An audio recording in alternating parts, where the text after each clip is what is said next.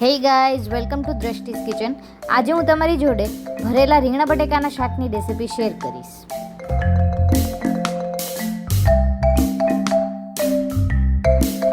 શાક માટે સૌથી પહેલાં મેં અહીંયા રીંગણા લીધા છે. આને મેં સરખી રીતે ધોઈને સાફ કરી લીધા છે. રીંગણમાં હવે આપણે સ્ટફિંગ કરવાનું છે, એટલે આની અંદર હું હવે 4 કટ મૂકી દઈશ.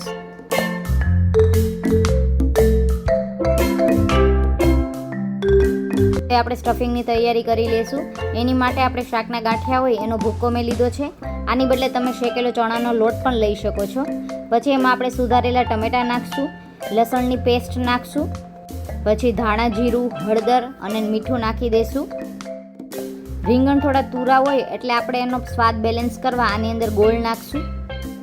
અને આની અંદર હવે આપણે 1 ચમચી જેવું તેલ નાખીને આ બધું સરખી રીતે મિક્સ કરી લઈશું. બધું સરખી રીતે હવે મિક્સ થઈ ગયું છે. હવે આપણે રીંગણાની અંદર આ સ્ટફિંગ ભરી લેશું.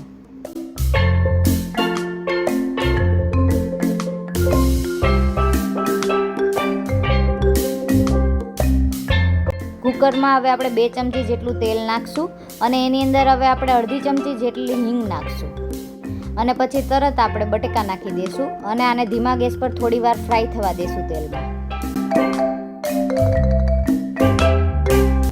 મેં 2 થી 5 મિનિટ માટે બટેકાને ફ્રાય કર્યા છે. હવે આની અંદર આપણે ભરેલા રીંગણા નાખી દઈશું અને આને પણ થોડી વાર માટે ફ્રાય કરી લઈશું. રીંગણ ફ્રાય થઈ જાય પછી એની અંદર આપણે જે વધેલું સ્ટફિંગ છે એ નાખીને આ બધાને મિક્સ કરી લઈશું.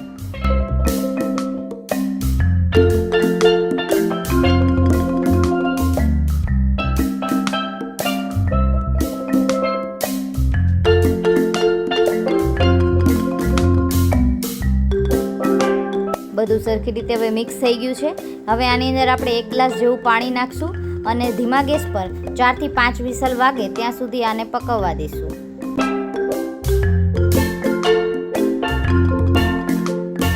અમારી રેસીપી જો તમને ગમતી હોય અને પસંદ પણ આવતી હોય તો અમારી ચેનલને લાઇક, શેર અને સબસ્ક્રાઈબ જરૂર કરજો.